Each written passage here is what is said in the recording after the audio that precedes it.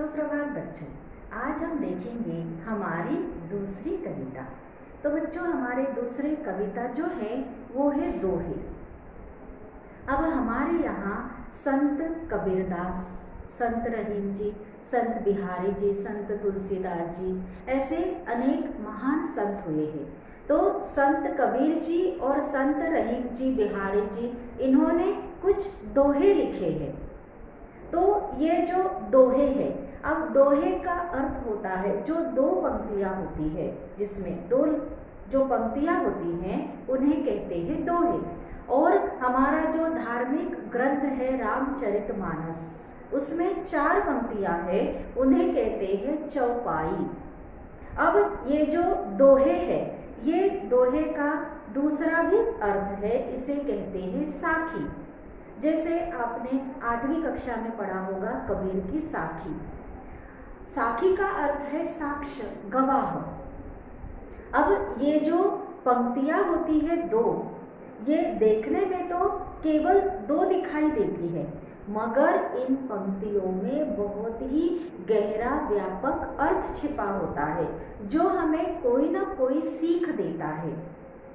और ये जो दोहे लिखे गए हैं वो केवल हमने पढ़ने के लिए या अर्थ समझने के लिए नहीं है, बल्कि इन दोहों के प्रत्येक पंक्तियों में कुछ अर्थ है जो हमें जीवन जीने का तरीका सिखाता है, जीवन जीने की एक नई सीख देता है। तो ऐसे ही जो दोहे हैं वो संत कबीर जी के भी दोहे हमने देखे हैं। अब इस बार हम देखेंगे संत रहीम जी के दोहे। संत रहीम जी जो है वो सम्राट अकबर, बादशाह अकबर के दरबार के 9 रत्नों में से एक थे। उनका जो नाम था वो अब्दुल रहीम खाने खाना, ये उनका नाम था। और उनका जो जन्म हुआ है वो पाकिस्तान में 1556 में। और उन्हें अरबी, फारसी, संस्कृत और हिंदी के भी अच्छे जानकार थे। और ये जो दोहे हैं इनमें कुछ नीतिपरक मूल्य दिए हैं जो हमारे जीवन में बहुत ही उपयोगी है। तो इस तरह से यहाँ पर हम जो भी दोहे देखेंगे उन दोहों से हमें कोई ना कोई जीवन की सीख, जीवन जीने का जो तरीका है उसके विषय में हमें जानकारी मिलेगी। तो पहला जो दोहा है ये बड़ा ही प्रसिद्ध दोहा है। रही मन धागा प्रेम का, मत तोड़ो चटकाए, तोड़े से फिर ना जुड़े, जुड़े गांठ पड़ जाए। तो बच्चों, ये जो 2 पंक्तियां हैं, ये जो दोहा है, पहला दोहा, इसका अर्थ है कि संत रहीम जी कहते हैं कि जो हमारे आपसी संबंध होते हैं, प्रेम के जो संबंध होते हैं, प्रेम के जो धागे होते हैं, उसे हमें आसानी से नहीं तोड़ने चाहिए। क्योंकि अगर एक बार ये धागे टूट जाए, अगर एक बार ये संबंध, ये प्रेम के संबंध, ये आपसी लगाव अगर टूट जाए तो दोबारा वो जुड़ता नहीं है। और हमने देखा है कि जब धागा टूट जाता है तो धागे को जोड़ने के लिए, उससे फिर से पहला स्वरूप देने के लिए उसमें गांठ पाड़नी पड़ती है। तो ऐसा ही होता है हमारे संबंधों में।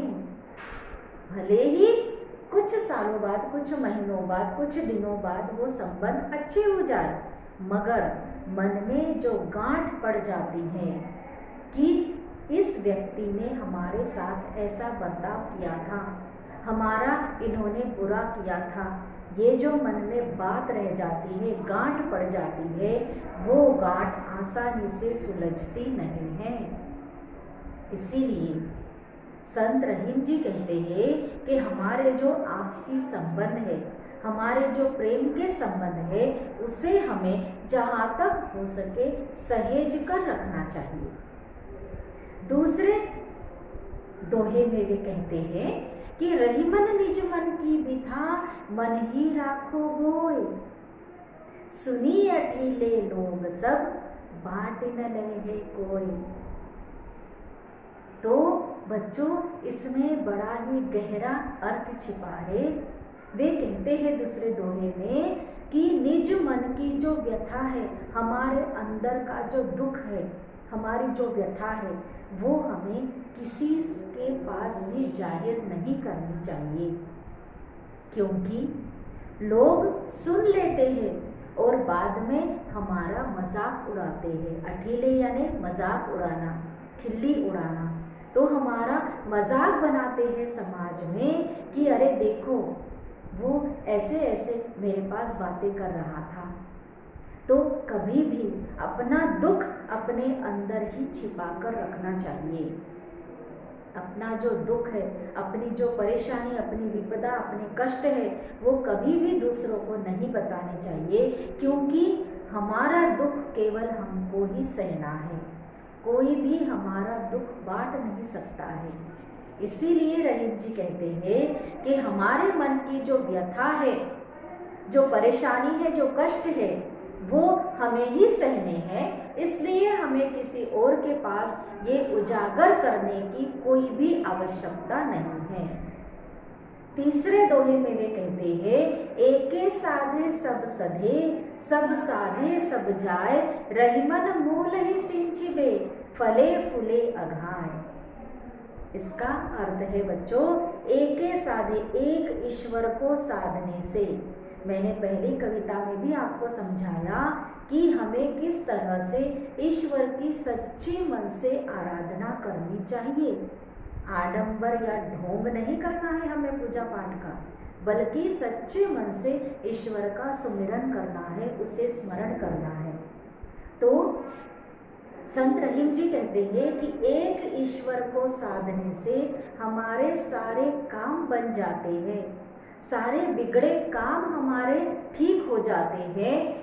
जैसे रहीमन मूल ही सिंचिबे, जैसे हमने देखा है कि एक पेड़ को हरा भरा रखने के लिए क्या करना पड़ता है, उसके मूल को सींचना पड़ता है, उसके जड़ को सींचना पड़ता है। केवल ऊपर पत्तों में या डालियों में अगर हम पानी डालें और जड़ में पानी नहीं डालें तो वो कुछ दिन में सूख जाता है। इसी तरह से कि पेड़ के जब हम मूल को सींचते हैं, मूल में जब पानी और खाद डालते हैं, तभी वो पेड़ हरा भरा और बड़ा होता है, बढ़ने लगता है। इसी तरह से और उस पे बढ़ने के बाद फल और फूल भी निकल आते हैं, मगर इसके लिए हमें क्या करना है, हमें उसके मूल को सींचना है, केवल पत्तियों को या डालियों को नहीं। उसी तरह से एक परमात्मा जो हम सबका केवल भला चाहता है, कभी भी ईश्वर किसी का बुरा नहीं चाहते। हमारे साथ जो बुरा होता है वो हमारे कर्म होते हैं। तो इसीलिए कहा गया है, संत रहीम जी कहते हैं कि एक ईश्वर को साधना करो, ईश्वर की साधना से, ईश्वर की आराधना से ही हमारे सारे काम बन जाते हैं, क्योंकि वो ही मूल है, वो ही जड़ है। चौथे दोहे में कहते हैं रहीम जी, चित्रकूट में रवि रहे, रहीमन अवध नरेश, जा पर विपदा पड़त है, सो आवत यह देश। तो वे कहते हैं कि जब श्री रामचंद्र जी को 14 वर्ष का वनवास हुआ था, माता कैकेयी ने उनको वनवास मांगा था और अपने बेटे को राज्याभिषेक मांगा था। तो उस समय पिता की आज्ञा का पालन करने के लिए, राजा दशरथ की आज्ञा का पालन करने के लिए उन्होंने अपने राज्य का, अपने महल का त्याग किया और वे जंगल में, वन में वास करने के लिए निकल गए। सबसे पहला जो स्थान है वो गए थे चित्रकूट, बड़ा ही रमणीय स्थान है। तो संत रहीम जी कहते हैं कि चित्रकूट में जिन पर विपदा आती है, जिन पर आपत्ति आती है, जिन पर संकट आता है, वे ऐसे रमणीय स्थान में जाते हैं। जा पर विपदा पड़त है, सो आवत यह देश। और इस देश में, ऐसे रमणीय प्रदेश में आकर वे अपने दुख, अपनी तकलीफ, अपने कष्ट भूलने की कोशिश करते हैं। उसके बाद का जो दोहा है, दीरघ दोहा अरथ के आखर थोड़े आही, जो रहीम नट कुंडली सिमट कुधी चढ़ जाई। अब इसमें दोहे के विषय में ही कहा है।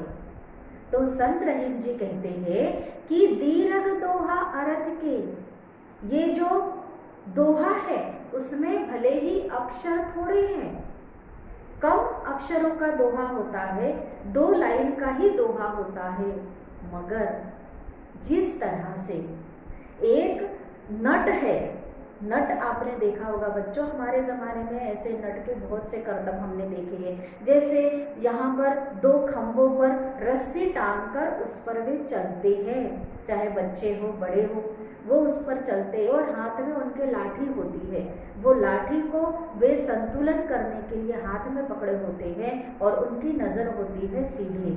और ऐसे नट जो है वो रस्सी पर चलना, या फिर छोटी सी कुंडली होती है, छोटी सी जो रिंग होती है, उसमें से 2 या 3 इंसान आसानी से अपने शरीर को सिकोड़ कर उसमें से आसानी से निकल जाते हैं। तो वैसे ही जैसे वो छोटी सी कुंडली में से अपना शरीर सिकोड़कर वो नट अपने करतब दिखाते हैं, वैसे ही दोहा भले ही छोटा है, उसमें अक्षर भले ही थोड़े हैं, मगर उसमें एक गहरा व्यापक अर्थ होता है।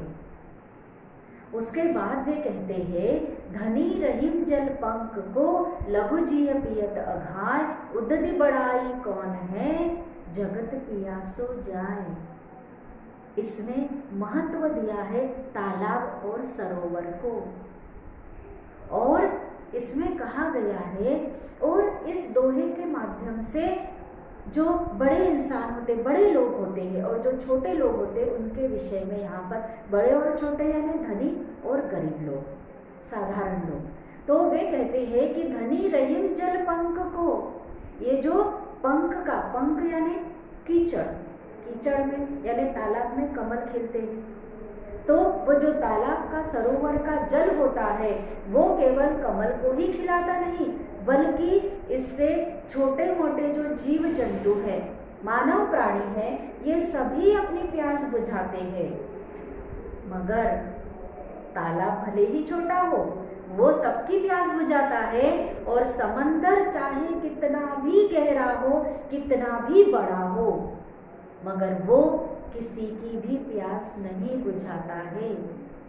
उदधि, उदधि यानी सागर, तो ये जो उदधि होता है ये किसी की भी प्यास नहीं बुझाता है, जो भी उसके किनारे आते हैं। अगर जीव प्यासे भी है फिर भी समंदर का पानी पी के हम अपनी प्यास नहीं बुझा सकते, चाहे हम हो, चाहे प्राणी हो, चाहे छोटे मोटे जीव जंतु हो, उनको केवल तालाब का, सरोवर का, नदी का जल ही उनकी प्यास बुझा सकता है। इसमें एक बात और कही है संत रहीम जी ने कि धनी लोगों के पास चाहे जितना भी धन हो, अगर वो दूसरों के काम ना आए तो कोई काम का नहीं है। यही बताया है इस दोहे के जरिए। उसके बाद वे बताते हैं कि नाद रिझी तन देत मृग, नर धन हेत समेत, ते रहीम पशु से अधिक, रिझियो कछु न दे। ये जो हिरण होता है, मृग, मृग यानी हिरण, वो जो हिरण होता है वो संगीत के सुर पर इस तरह से आकर्षित होता है, इस तरह से वो रीझ जाता है कि उसके लिए वो अपने प्राण तक न्यौछावर कर सकता है। मगर ये जो इंसान है, ये जो मानव है, ये किसी पर रीझ कर भी अगर कुछ नहीं देता है, कुछ दान में नहीं देता है, न्यौछावर नहीं करता है, तो वो पशु से भी बेकार है, पशु से भी हीन है। ऐसे इंसान के पास चाहे जितनी भी संपत्ति हो मगर कोई काम की नहीं है, जो दूसरों के गुणों पर रीझ कर, किसी की अच्छाई पर रीझ कर उसे कुछ दान में ना दे, तो ये उसके संपत्ति का कोई अर्थ नहीं होता है। उसके बाद वे कहते हैं, बिगड़ी बात बने नहीं, लाख करो कि न कोय, रहीमन फाटे दूध गो, मथे न माखन होय। वे कहते हैं, सच्चाई बताई है उन्होंने, बिगड़ी बात बनी नहीं। जब बात एक बार बिगड़ जाती है, जैसे मैंने पहले दोहे में कहा कि संबंध अगर एक बार खराब हो जाए, एक बार उसमें खटास आ जाए, तो वो फिर से पहले जैसे नहीं होते हैं। तो यही यहाँ पर दिया है कि बिगड़ी बात बने नहीं। बात अगर एक बार बिगड़ जाए तो वो बनती नहीं है, बड़ी मुश्किल होती है। चाहे हम लाख कोशिशें करें, रहीमन फाटे दूध को मथे न माखन हो। जिस तरह से एक बार अगर दूध फट जाए, उसको हम कितना भी मथे, मथना पता है जो हम मट्ठा बनाते हैं दही से, मथते हैं उसको, तो अगर हम कितना भी उस फटे दूध को मथे, मगर उसका कभी भी मक्खन नहीं बनता है। मक्खन केवल अच्छे दूध की मलाई का ही बनता है। तो इसीलिए बच्चों यहाँ पर संत रहीम जी कहते हैं कि हमें कोई भी बात बिगाड़ने से पहले कई बार सोचना चाहिए। हमारी ये जो वाणी है, इस वाणी से ही हम संबंध बना सकते हैं और संबंध बिगाड़ भी सकते हैं, संबंध मिटा भी सकते हैं। इसीलिए हमारी ये जो वाणी है, हमारा जो मुंह है, ये जीवा है हमारी, इस पर हमें एकदम कंट्रोल रखना चाहिए। किसी को भी बोलते समय, किसी के सामने कोई बात जाहिर करते समय हमें कई बार सोचना चाहिए कि हमारी बोली हुई बात का अगले इंसान पर क्या असर हो सकता है। तो इस तरह से रहीम जी कहते हैं कि कभी भी किसी बात को संभालना चाहिए, बिगाड़ना नहीं चाहिए। जैसे फटे दूध का माखन नहीं बनता है, वैसे ही बिगड़ी बात कभी भी बनती नहीं है। तो इस तरह से अलग अलग दोहों में उन्होंने अलग अलग अर्थ हमको समझाया है।